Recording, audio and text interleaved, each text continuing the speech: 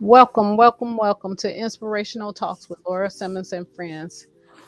Today I have with me Margaret Green and we have our special guest, Nina Brooks. How are you, Miss Nina? I'm well, thank you. Thank you for having me. Grateful to Oh, be here. oh, great. Oh, we love to have guests, and especially with exciting things going on in their lives. So, Nina, tell us a little bit about yourself. I'm a writer, producer, director, and published author. Started writing about 6 years ago and didn't really know that it was something that I had a gift for. It was actually brought out of me Mhm. by my fiance, but grateful to have the gift. I also write screenplays, and my fiance and I created and produced a TV series called The Lover's Life, which is Oh, adapted from the published book that I wrote called The Lovers. And so it's based on a true story about my life. oh, okay. So, where's this show played at? What stations? I mean, We are planning to launch it this summer. We okay. plan to launch, yeah, we're planning to launch it this summer. Um, it initially was a single pilot Hmm. that was slated to be sold, but since we're having some trouble in the industry with actually pitching the pilot and selling it, we Hmm. are vying to stream it. So we've broken it down into like 4 separate episodes, Hmm. and we're going to stream it very soon. So look for it on Amazon, look for it on our website, www.cepproductionsllc.com. And we should have it streaming probably no later than July 1st. Okay. Sounds We good. also, yeah, I also directed, wrote, and produced a short film called The Passport, which I am going to be streaming this summer as well. It's currently in post production. My editor is working on it, and she is handing it off to a special effects editor, and then we'll be handing it over to a composer, and then back in her hands again for final touches. So that's slated to be released this summer as well. Wow, you on the ball. That sounds Yeah. good. Yeah. Thank Did you you. have any questions, Margaret? No. Well, I do. So how did you get started in all this? The writing, the producing, all those things that you do. Hey, I mean, Ursa. because you sound like a Mm. Renaissance woman. Um, it kind of fell in my lap. I'm going to be honest with you. I've been in the performing arts almost my entire life. I was a dancer, actress, model from the time I was 10 years old all the way up until my 20s. And then I stopped dancing, I stopped modeling, I had a family, and decided to go back to school and get an education so that I could provide more for my family, and got out of it. And it's just funny how life works and brought me full circle. Yeah. Um, I, experienced a lot of loved ones passing away, people that I really love and care about, and, entered into this space where it was a very dark and sad and lonely time for me. And I sent my fiance a real long text message, very emotional about the way that I felt. And instead of him responding the way that men do, Hmm. and say, okay, or I understand, he responded and said, it would be a shame for you not to share it with the rest of the world. Oh, And, wow. and pushed me to write. So I started writing. I took that text message and wrote an entire book around it. Oh, And then while I was writing the book, I manifested it, and I called him and I said, you know what, we should turn this into a TV series. And he said, nope, a movie. I said, nope, a TV series. And then fast forward 2 years later, it was his idea. He reached out to a friend of his who's a producer, and he read the first 10 pages of the book. He said he loved it.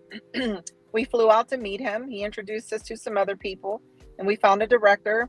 And then the next thing you know, I was producing a series. It was great. Excuse wow. me.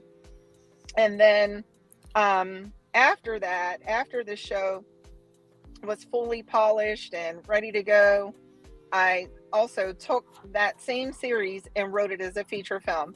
So hopefully in the future, if we can raise the funds, I'll be able to shoot it as a feature film as well. Oh That's wow. great. Well, it's good Wow. that he took in what you were saying and didn't dismiss it. Because sometimes it goes over men's heads. Sometimes I hate to put it like that, but it does. Sometimes it does. Things when that we tell them, sometimes they think about it as an afterthought. And it's good that he heard your heart, and then he said, he responded correctly. Because Yeah, had he not, we don't know if we'd be talking to you right now. I Because when agree. you were in a dark place, he saw that you was in a dark place, and that's I agree. important, It was. really It was important. really important. Very important. I'm grateful to him for that. And up, down, right, wrong, or indifferent, we're still together. So, That's good. So indeed. Ursula, do you have anything you want to add? Oh, I just want to say, sorry for being late, but It's okay. congratulations on your thank you. book, your TV series, and your upcoming movie. So I heard you say something that I wanted to ask you about. You said that the producer that you kind of reached out to, you said he read 10 pages of your book and then he went with that. Yes. So that's sort of the rule of thumb in the industry. The first 10 pages will typically give you the pace. It will also give you a foundation for the story. And that will kind of give you a lot to go on the first 10 pages of a screenplay or a book. Typically will tell you enough that you need to know on whether or not you want to move forward with the story or not. So I also read screenplays for the Austin Film Festival. I'm a first round judge. Oh, And I've Oh, also wow, gotten a that's lot of good. experience doing that, right? And so I've written several screenplays since then and read lots of screenplays all of the time. And I work in film and TV as well. I have opportunities to do that. And so with that practice that I continue to practice, you learn a lot and you learn the rules that come with that. So the first 10 pages typically give you the foundation that you need and will let you know if you want to move forward with the story or not, because it always determines the pace. okay. Wow. That's That's that's good. good to know. That's Hmm. good to Yeah. know, huh, Laura? Yeah. Yeah, that's very good information. When just to the fact that you know somebody in the industry already, or your husband or your guy knew somebody that was in the industry already, that's like a plus right there by itself, because it is so hard to get your work in front of people like that. So Well, yeah. I mean, yeah, that's true. He was very helpful in getting me started with the things that I needed to know, which are very important to a producer, like deal memos and the different equipment that's needed, who you should Hmm. hire, all the different phases of production, because there are so many moving parts to creating a film. It's not easy, but we raised all of our own money. So when we reached out to him, we weren't reaching out to him in hopes that he would be able to produce it for us and he would Mhm. be able to, finance it for us. We reached out to him with the hopes that he would be able to give us some guidance along the way and help educate us in the filmmaking process so that we could get started and, create something really beautiful and wonderful together. And we were able to do that. And so we were also very honored and blessed with an Emmy Award winning director who joined our team as well and came on board as a director. And he has a lot of experience himself and was able to help us along the way. So, we had a lot of help, and I leaned heavily on my team because it was my first film producing, and I leaned heavily on them. But at the end of the day, Chris and I raised the funds ourselves, and we were able to promote the film ourselves and finance it ourselves, and it's been very successful. We won a lot of awards around the world because of it. Wow, Great. that's awesome. Okay. So Yeah, how did you guys manage to do the distribution for it? For we don't the have this. movie? We don't have distribution yet. We plan to distribute it independently. Uh-huh. Um, so we have our own website, so we're going to distribute it on our own platform, and we Okay. also plan to distribute it through Amazon. There aren't too many streaming platforms that will stream web series unless you, and we also plan to push it out on YouTube, but there aren't too many that will promote webisodes because we shot a 22-minute pilot. I have dissected it and broke it down into 4 5-minute episodes, and I just added like more stuff on the front and the back of it to lengthen it for each episode to be able to do that. And hopefully I'll be able to break it down into 5-minute episodes with that being said. But there aren't too many platforms that will, like Netflix won't stream a web series that's only 5 minutes long, right? So, and it's kind of hard to get your stuff in front of platforms like Netflix and, you know, Hulu or even Paramount or BET or even BET Plus, unless you have strong representation. And we don't. So with that being said, we're definitely going to put our best foot forward and just push it out there independently and get as much exposure as we can. Wow. So how were y'all able to raise the funds? What avenues did y'all do? Good question. To be able to do it? Because I was going to ask the same question. Well, fortunately for Chris and I, we are professionals, and the industry that we work in affords us to, you know, at the time afforded us to have a lot of liquid cash.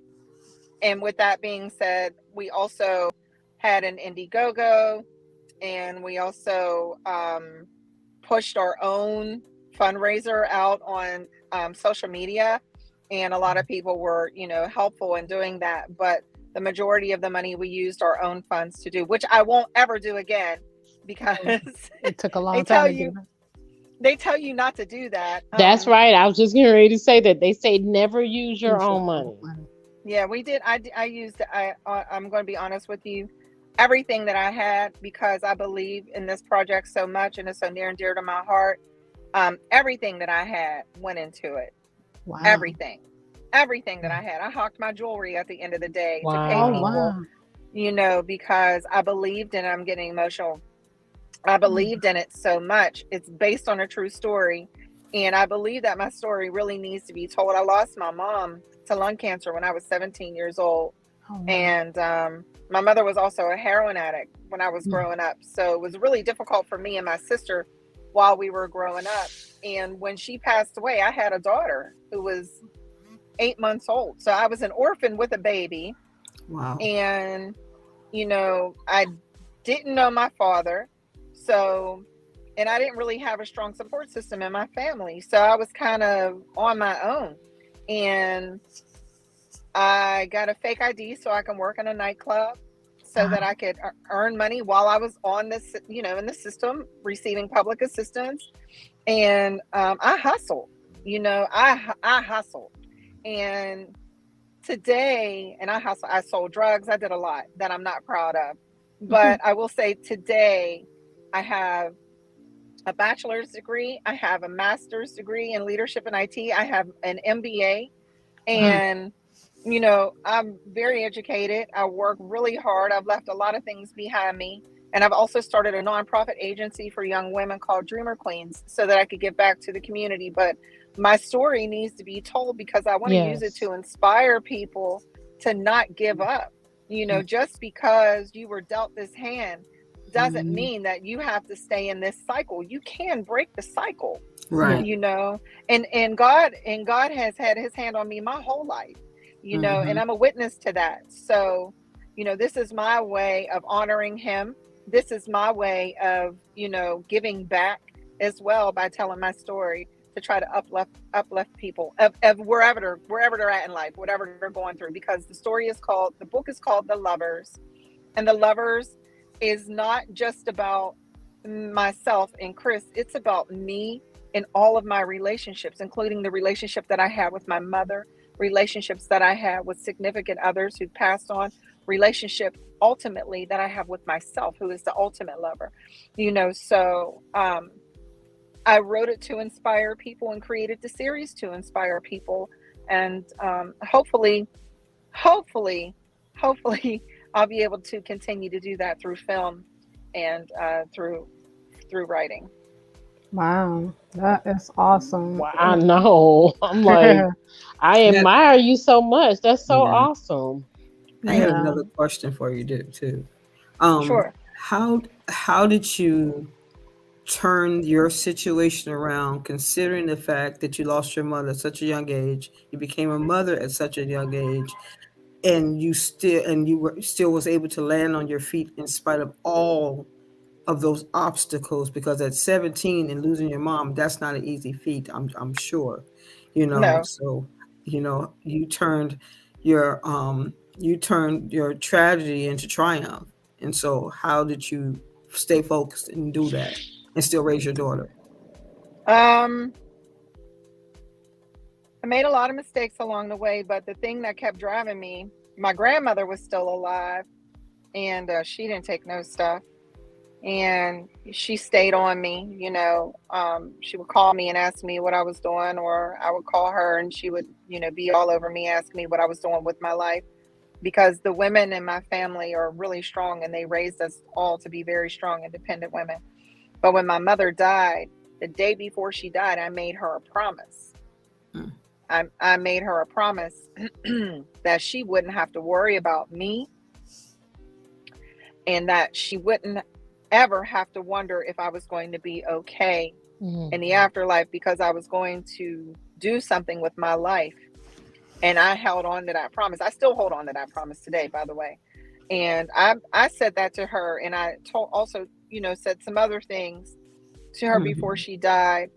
But that was the promise that I made to her. And that is what kept me pushing. And my daughter, kept me pushing as well. I made a lot of mistakes though along the way. I got into a lot of bad relationships, but I just kept going and I didn't stop. And when I made a decision to go back to school, I would get up every morning, while I was, getting ready for work, because I also worked full time. So I would get up every morning, and while I was ironing everybody's clothes and getting them ready for school, I would pray. I would ask God to just get me through the day and just get me through the semester. And then I did that every semester until I graduated with my bachelor's degree. And then after I graduated with my bachelor's degree, I knew it wasn't enough, not in this city, to compete with my white male counterparts who are extremely dominant in the IT field. So I pushed on and went and applied for graduate school, and originally applied pre-med, not knowing if I was going to get in at Duquesne University, and they accepted me into their pre-med program. But the demands of my life were so heavy with my children that I couldn't go to medical school. So I settled and just focused on IT, and I don't regret that. I don't regret that.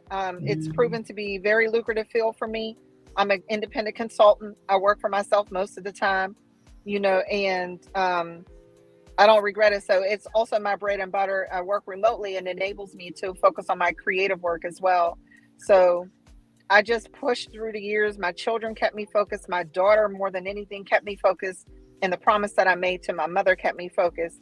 And, just believing in having faith and standing on my faith in God also kept me focused. So there's a lot of pieces to that, but it's more than one thing. But all those things kept me focused. And yeah, I don't have any regrets. No, you shouldn't. Mm-hmm. So all your kids are grown now, right? Yes, ma'am. Okay. Yeah. That's good though. I mean, you're inspiring me. Just listening to your story, and then the fact that you said, I could only imagine 17 years old to lose your mom. I mean, that within itself is a lot. It was very, very hard. Very, very, very, very hard.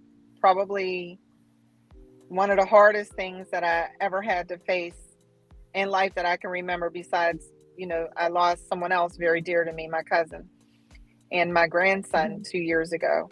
Those were very hard and very difficult. But losing your mother and, being on your own and not having anybody to guide you through life, your mother, when you have a baby, and you're a new mother, having your mother around to support you and guide you is just so important, you know. So I didn't have that, but my friends, their mothers were there for me, you know. I had other mothers, you know. I had my godmother that was there for me, you know. And these people were like moving in and like moving pieces in and out of my life, but when I had them, I appreciated them, and I leaned on them, and I allowed them to give me guidance and direction. So I'm very grateful, very grateful.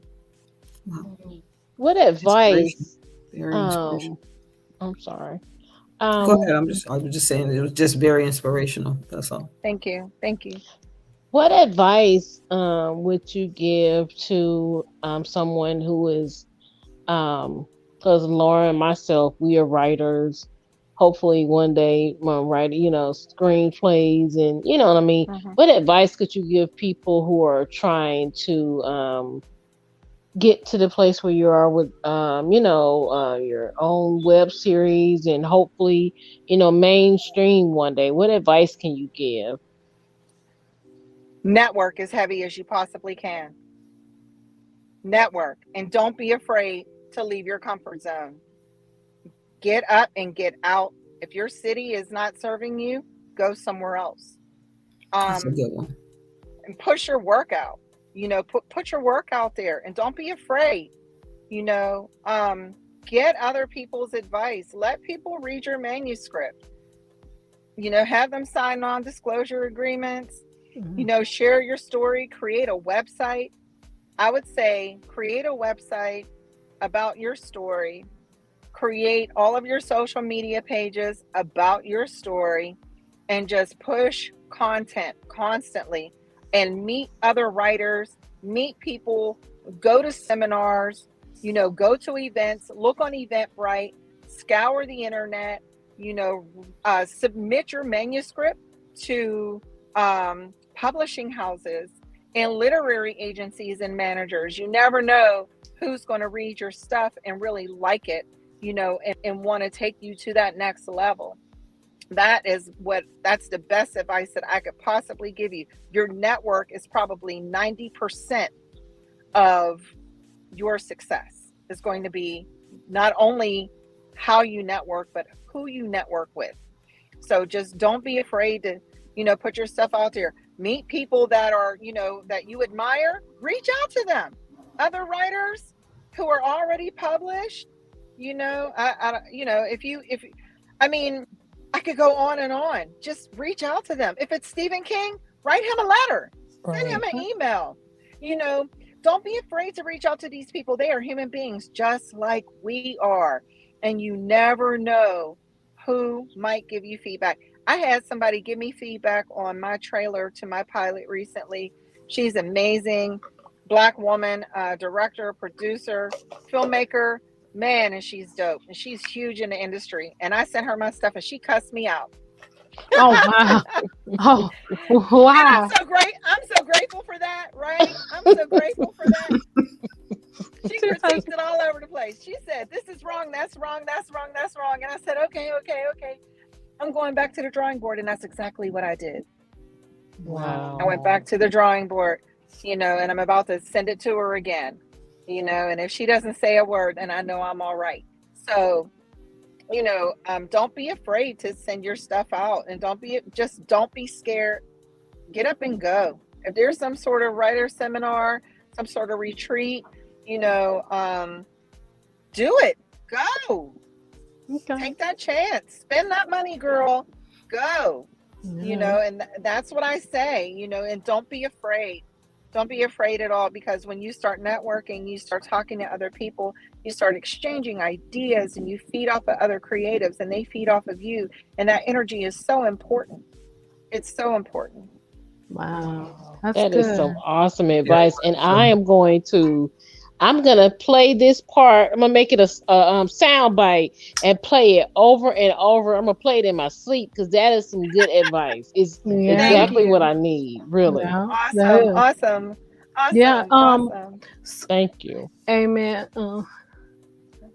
John Alexander So amen to that.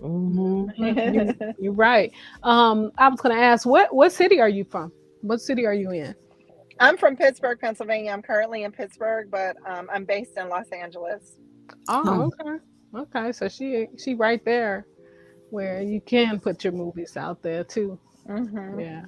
Oh, that makes a lot of sense though when you were saying about the sometimes you have to switch it up with your city too, where you live and where you're staying at and stuff too. And it's so funny because I was just listening to this pastor today. He was just saying just what you said. Everything you just said, he said it this morning. And I was like, wow, are you talking to me? That's what I was saying to myself. Then you turn around and say the same thing again. I'm like, okay, Lord, Confirmation. I got it. Confirmation. Mhm. Yeah. I keep my house in Pittsburgh. Right now I'm turning it into an Airbnb.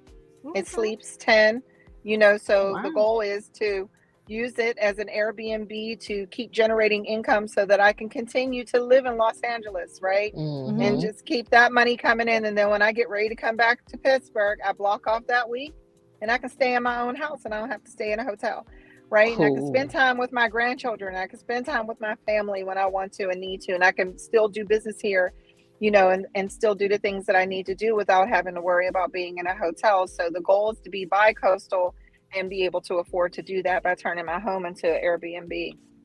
Wow, that's awesome. There's a lot of that going around. People turning certain properties into Airbnbs. Yeah. So It's if you got a very, home and yeah, you got a it's home, very you're scared to lucrative. leave. Yeah, you got a home and you don't want to leave. Turn your home into an Airbnb so you can roll out for a minute and then come back.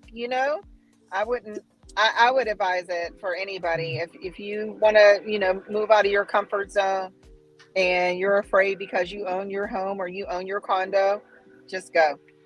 So did you move to Los Angeles after you started doing your films, or did you move there beforehand? No, I moved after.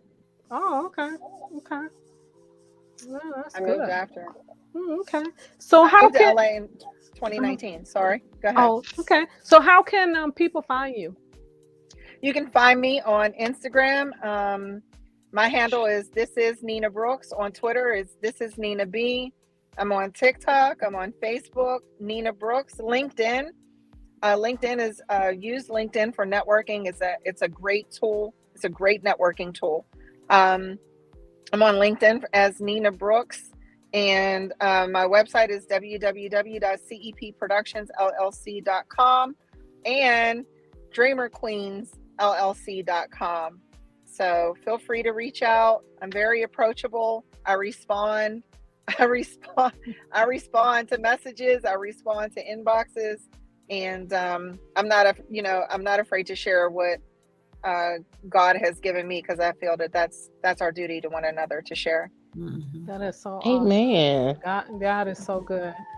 You like the second young lady that we done had on here that said that same exact thing. She didn't mind sharing her knowledge, and Not I at think all. that's how blessings flow. That's what makes blessings flow, and you just gave just a gold nugget just by saying that, because I'm sure somebody may be listening that may be interested in the same exact thing that you're doing, and they probably have some questions. They might have some reservations as well. Don't be afraid. If you don't know how to write, I always tell new writers, if you're afraid, just write. Just write. Don't worry about the structure. Don't worry about paragraphs. Don't worry about chapters. Just start writing. All of that will come later. Just write. Just write. Because you can't start. Right. That's important. Yeah, her phone, her system went out. I can't hear. We can't hear you, Hello, Nina. Yeah, we can't hear you, Nina.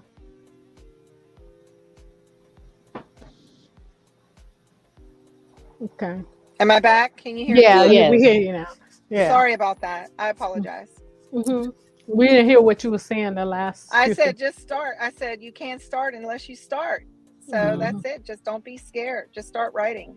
That's it. Don't worry about nothing else. The rest will come later. Amen. Amen. Well, we want to thank you, Nina, for coming on our show today. We truly appreciate you coming out to talk to us. And if you want to give your information one more time for people, for those that did not hear what you said, you can give your information one more time. And then what I'll do is I'll put the information in within the YouTube channel. This is Nina Brooks on Instagram. This is Nina B on Twitter. Nina Brooks on Facebook. Nina Brooks on LinkedIn, NinaBrooks. And my website is www.cepproductionsllc.com. And my nonprofit agency is dreamerqueensllc.com. Okay. All right. Thank you for having me. I'm very grateful. Thank you. You're welcome. It was You nice to enjoy meet your you. evening. Yes, You too. definitely. Thank you. All Keep right. on Bye. inspiring. All right. Thank you. All right. Bye Bye. bye. Bye bye. Wow, guys, that was very exciting. Somebody said great interview. Oh, Marsha. Hey, Marsha, Denise. Hey, Marsha. Great interview. She's an inspiration. Wishing her much success. Yeah, Amen. she's gonna go far. Yeah. But you know, Laura, you are also really good with networking and marketing your books and stuff like that. You're really, really good at that.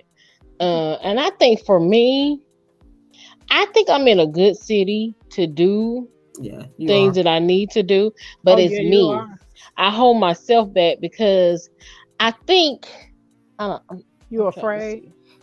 I'm not afraid, but I don't want to. You know how you can do something and it's How like, do you take oh, rejection? hmm. How do you take rejection? So if somebody No, don't, not so much rejection because I okay. mean, because I know my work is good. Mhm. I'm not bragging, but I do know that That's I'm a right. good writer. But it's like posting. You know, it's like people like, oh, she thinks she all that. You know what I'm saying? Right. Like that's. Mhm. But if nobody else, if I'm not gonna talk about it, who else is gonna talk about it? You know what I That's Nobody. mean? true. So Nobody. Very true. so that's what I have. So I'm gonna my new book is coming out soon. I had some issues with my editor, believe it or not. People a trip, girl. But hopefully get my new book out and I'm gonna start posting more. I'm gonna start because I know, like I said, I know it's a good read. And this new one is going to be really interesting. So yeah, I just have to do better. I'm what they say. I'm standing in my own way. Yeah. You do better because you know better, right? Yep, Yeah. yep, So that's what you got to do. You just got to get out there and stand on what you believe in. And the rest is history.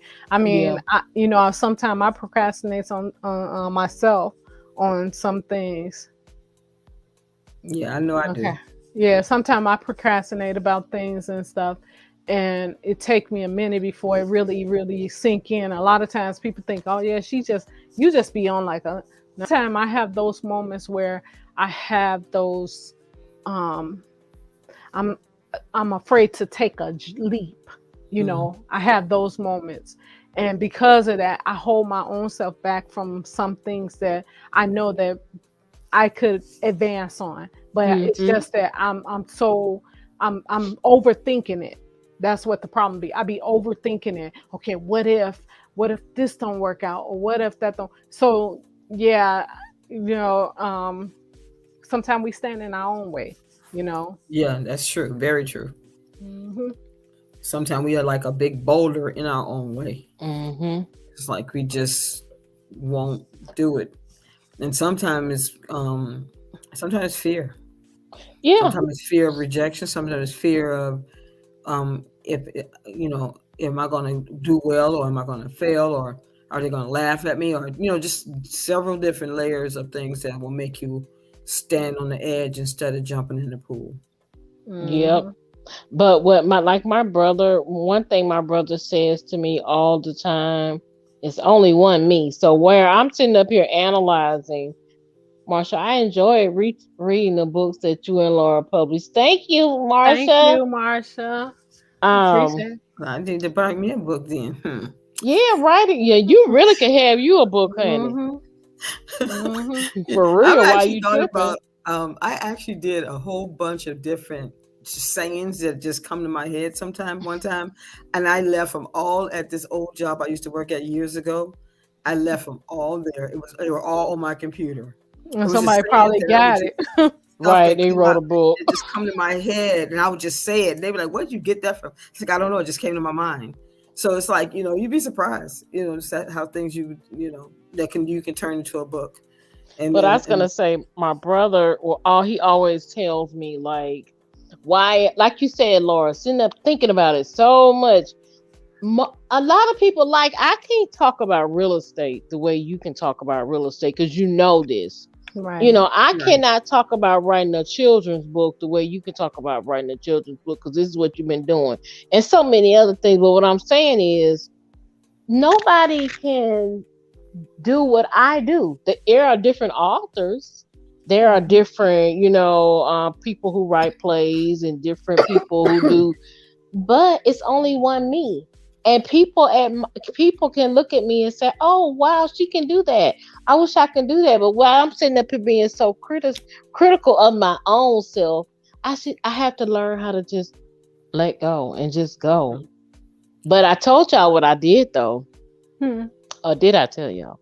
I told you, Laura.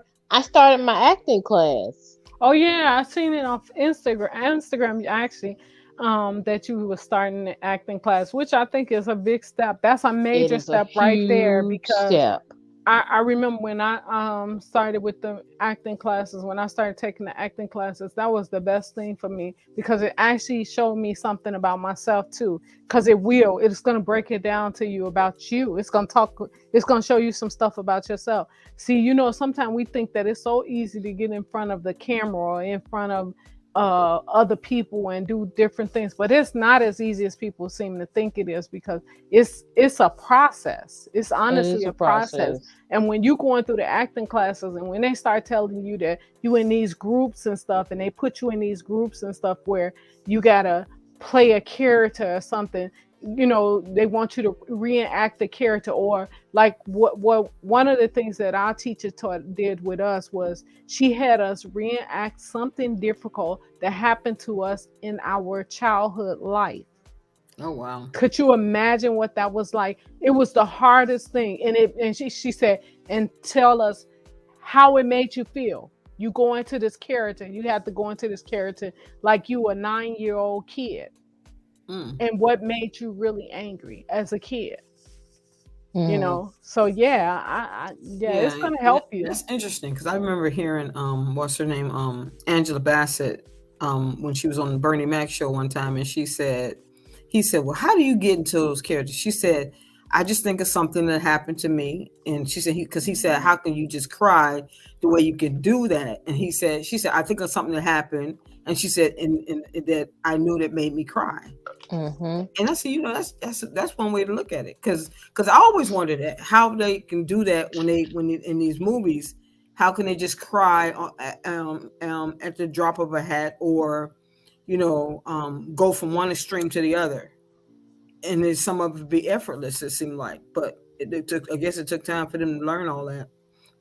Not only that, though, one of the things that they teach, that I've been learning, it's like what the first piece of advice my teacher gave me was that I need to make sure that I have a counselor in my life, because just like Laura said, becoming an actor is so much more difficult than what people think. It's not just like, oh, read my lines and doing it. It's like you have an arsenal of feelings Yep. that you can go to dig into when you need to feel this or you need to feel that.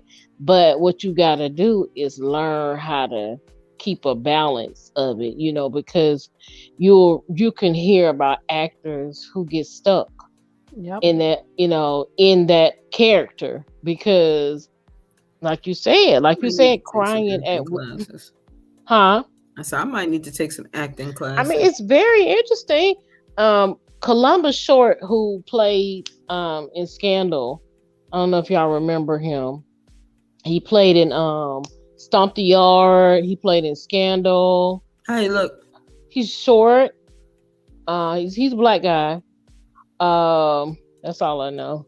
How he looked. He's short. He got a low haircut. I don't want to say we all look alike, but I ain't gonna say that. But I don't know too much to describe him. Hey, I mean, is he dark skin, light skin, medium complexion? What? Medium complexion, short. He can dance. But yeah. So have you ever seen Cadillac Records? Mm-hmm. He was Little Walter. Wow. So Little Walter in Cadillac Records. He played the harmonica. You remember it? Oh, okay. Okay. So I read his book, and he talks about in his book how sometimes being an actor, because I mean, we all know that we all are spirits, Yep. And he said, when you're acting sometimes, because he's a method actor, so the whole time that he was filming Cadillac Records, he was Little Walter at home, on the set, like on the breaks, he was Little Walter. He was drinking like Little Walter. Little Walter always had a bottle in his hand. He was all of his mannerisms. So he said that when he got done, and he was like, "Okay, rap. I know who you're talking about." Yeah, because I think he was the one who got killed in wasn't he the one who in got Scandal? Killed? No, in Cadillac. Yeah. No, he ended up getting killed. But he was saying that he just kept, he was still Walter because he had taken on that spirit. Mm-hmm. And so he was saying that how he had to get a counselor. Mm-hmm. So it's so much deeper than what people think. It really is. I was just telling somebody recently that it's nothing wrong with getting a counselor. It's nothing wrong with getting a psychiatrist. I said, no. I hear a lot of people get counselors. They go for psychiatrists and stuff. It doesn't mean that you're crazy. No. It doesn't mean that. It's just that you're having a difficult time with something that's really pressing in your life that you just don't know how to share it with anyone else. And don't know how to process it. Right. And so you just need somebody to listen or somebody to help you get through it. And that's what I was just saying to somebody else about that same thing about the counselor and stuff. And then when I seen, what's his name, the guy from the Breakfast Club, and I was listening to him and he was talking about his therapist and his counselor that he seeks and stuff. He see that person and he'll tell somebody in a minute when they come on the show, yeah, you need to see my counselor. You need to see my therapist because you got issues, And I think that is so cool when he be saying that, because it's funny because you be saying to yourself, wow, so he got a therapist too. So. Yeah, because therapists, they teach you how to gain coping skills, how to deal with anger, how to deal with, certain thoughts or whatever. It's so, people just have to be more open to the idea of therapy. It doesn't mean you're crazy at all. Because if somebody, now I don't want to even say crazy, but if somebody is mentally incompetent where it's going to be more than just you going to a therapist or whatever. Mm-hmm. Right. A therapist can help all of us. Even therapists go see therapists. Oh yeah. I remember when I was going to see a therapist. This is the crazy part. I was going to see a therapist, right? Mm-hmm. So when I was going to see this therapist, I felt like I was the therapist because my therapist started telling me all about her life, and she forgot that I was there to seek her tell her about what was going on in mine. So I could tell you her whole life, whole life story. And it shouldn't have been that way because of the fact that I'm paying you, first of all, for a service and you didn't carry out your service like you were supposed to. So, she was waiting for the opportunity to tell somebody because she had been listening to everybody else. So she might feel comfortable telling you. But she should have got her own therapist. That was my session. She probably let it go. She probably had her therapist probably was like, "Oh, I can't do this with you." That's right. Yeah. Yeah, because I was going through my And you own was stuff. paying for that, yeah. I Yeah, would. and She would have losing been a paying me my money back. yeah, what people don't understand is when you lose a loved one, that is the hardest thing to deal with. The Hmm. hardest thing to deal with. So Especially if you're close to when them. right, and if you don't get help, you're going to end up being a problem. You're going to have Hmm. problems later on down the line. There's going to be some problems because you have never, especially if you're not one of those people that like to talk to other people about what you feeling and stuff. You know, like um with me, in the beginning when I first lost my dad, I had a hard time with expressing what I was feeling. So because I had a hard time with expressing what I was feeling, I remember one day I went to my doctor, to a regular doctor. I was going for an exam, and I remember I broke down and I just started crying. And then the doctor said, he said, you need to see a therapist. That was the very first time that had happened to me. I had never had. I was like a little. Have you ever seen the show where that girl from the Cosby Show? She used to go. She used to talk Hmm. really really fast, and Yeah, then they I be know what like, you're talking about. She "What?" was Vanessa's friend. Yeah. Well, anyway, Theo's. You remember Theo's sister Vanessa on the Cosby Show? Are Right. you asking me about Theo? Yeah, because I know. Watch your mouth, okay? Just Yeah. watch your mouth. So, well, it was a young lady on that show that used to talk really, really fast. And that's how I ended up at the doctor's office. So the doctor asked me one thing, and before I knew it, I exploded. I started going. I started telling him, and before I knew it, tears running down my face. I'm just crying and crying. And he said, Laura, what's really going on? And before I knew it, I said, I just lost my dad. I said, and it just seemed like just so much is happening right now. I couldn't even, I didn't even know where to begin, and it was like I just was going and going because what happened was I was working. I was working at the time. I was working with the public. So one of my customers came into the store and she said something to me and I snapped on it. I had never done this before. Had never snapped on nobody like that. I snapped on it, but it was because I had just lost my dad. They didn't give me the proper time I supposed to had taken off for medical for that Bereavement. bereavement. They didn't give me the proper time off. So because they didn't give me the proper time off, I started spazzing and I snapped off on the customer, and she was like, "Wait a minute." She came back into the store later, and she asked me, "Was I okay?" And I said, "No, I'm not." She Mm. said, and so when I told her, I explained to her that I had just lost my dad. She said, "What are you doing at work?" I said, "Because my boss would not give me the extra time off." At the time. He wouldn't give me the time off. You know what he told me? I'm gonna tell you, some very insensitive people out here. He Hmm. said, "This is That's what the he said to bosses. me." Yeah, he said to me. He said, "Well, if I lose one of my parents, um, I'm not gonna just take time off, and I'm not gonna do this, and I'm not gonna do that." You must don't care about his parents. And I said, "What?" I was like, "Well, that's your parents, okay? You do what you Am want I to do. allowed I'm to good." ask if he was white or black? He was um Asian. Asian. He was like, he said his mom does his laundry and everything and this and that. I said, well then, of course you don't understand what I'm going through. You really don't, you know.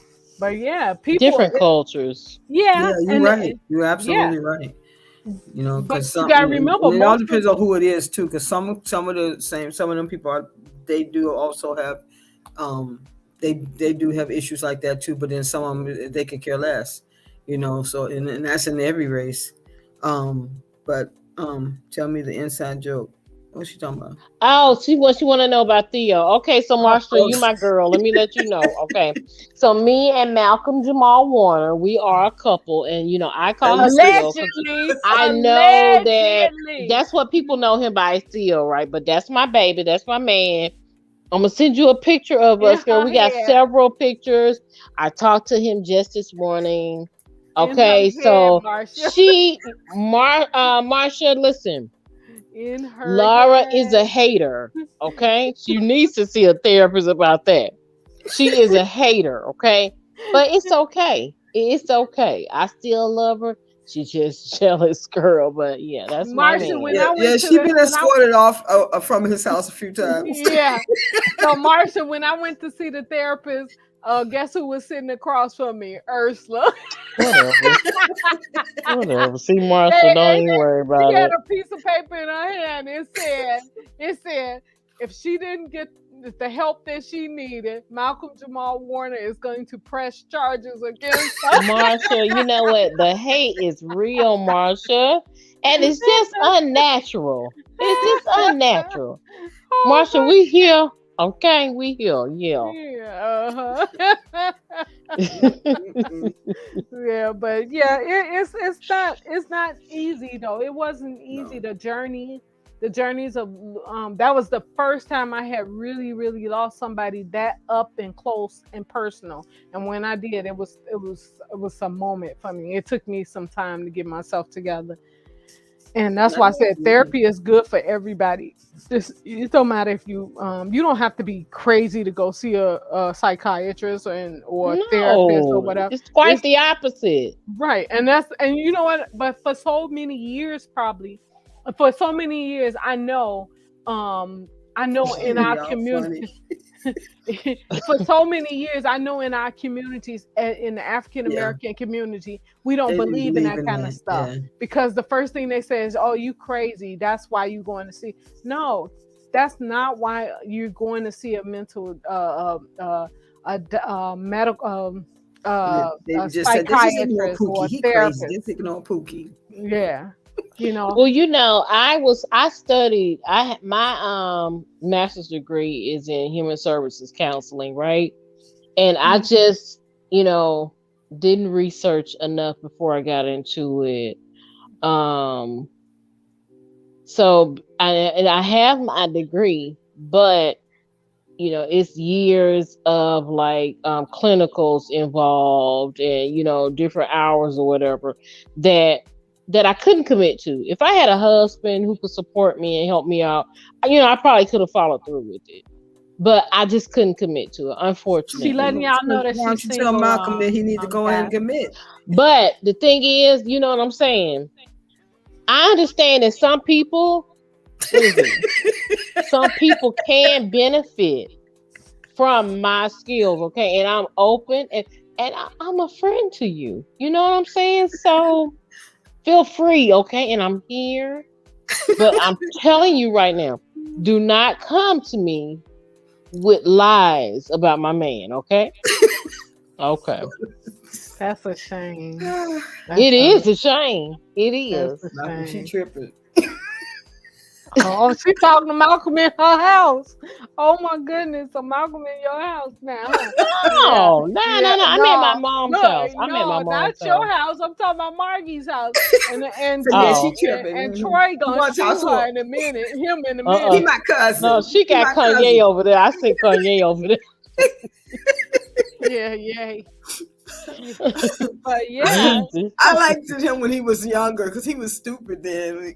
He was so comical because he was always doing something stupid when he was younger. Who? Theo? When he played Theo, yeah, because he was. yeah. Remember that? But he's so fine and sexy chocolate now. Ooh, Remember God. that shirt his sister made for him, Denise made for him on the show. Yeah, Remember that shirt. That was funny. We got that shirt hanging up. Yeah. Then when he had made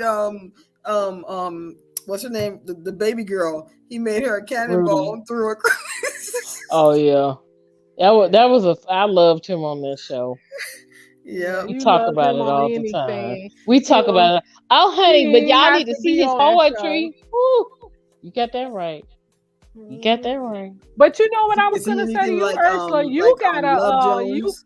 actually have a better foot up than I do because you're in Atlanta.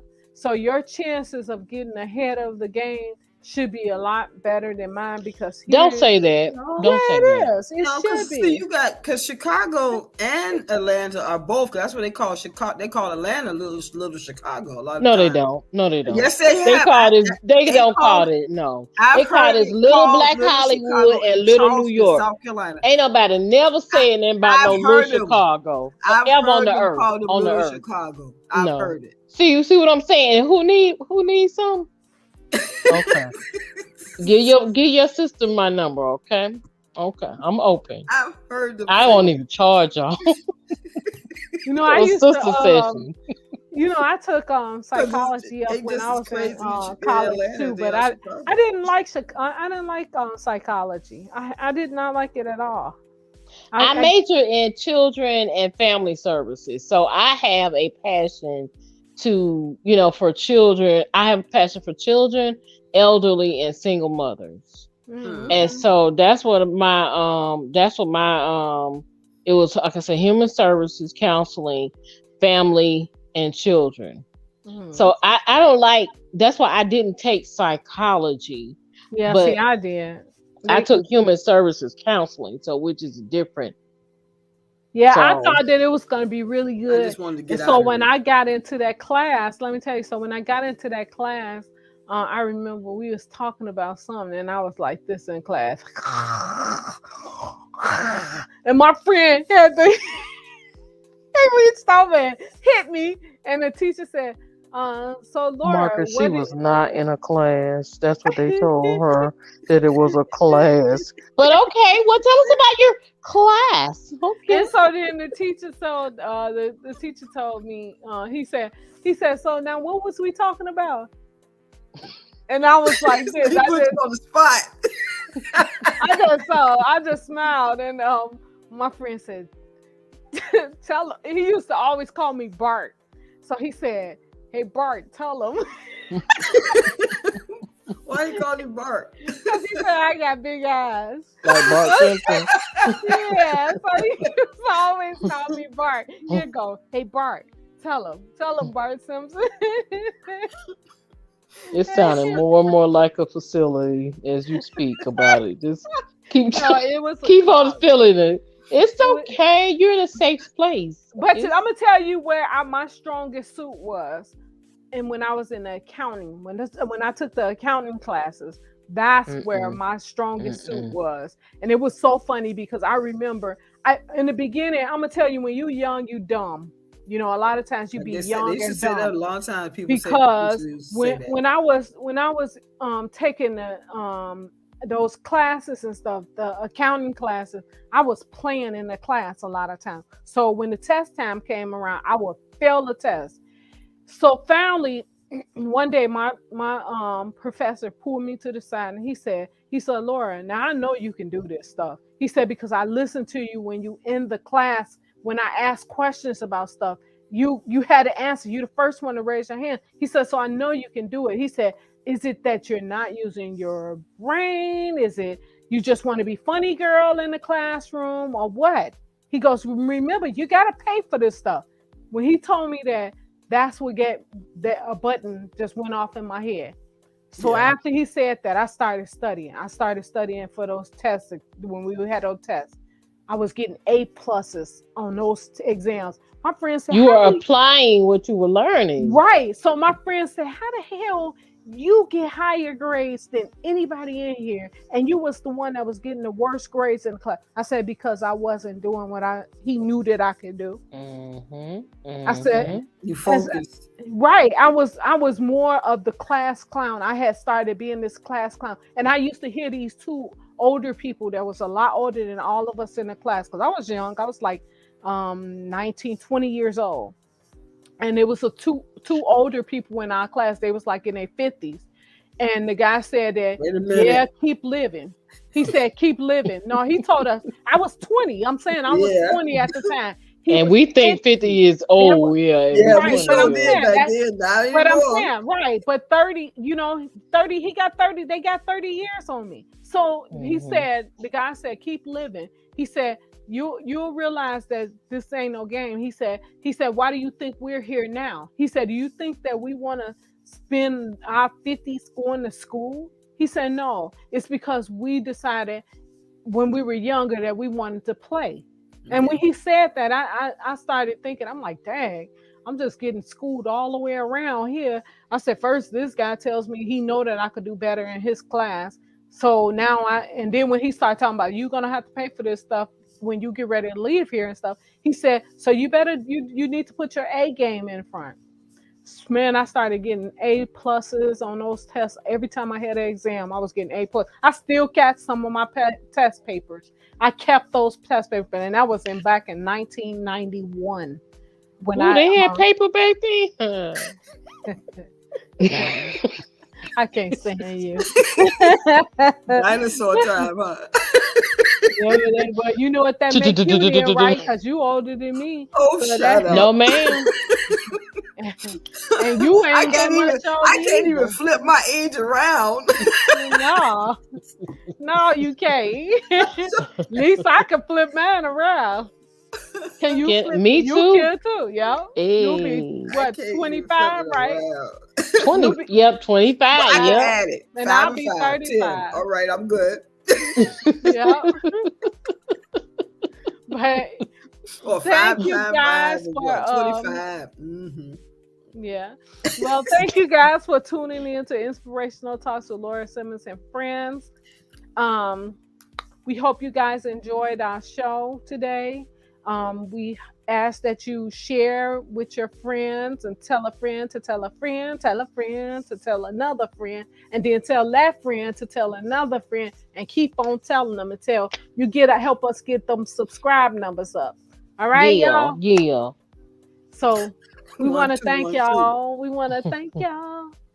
Again, Marsha said, again, great interview. Thank you for the laugh, ladies. Have a blessed and good night. Love you, Marsha. Thanks for watching. Thank you, Marsha. Thank you, everyone that's watching our show today. Thank you for tuning in to Inspirational Talks with Laura Simmons and friends. Good night, everybody. Good night. Good night, Theo. Oh, my God. She said good night. He said, girl, you better stop. You better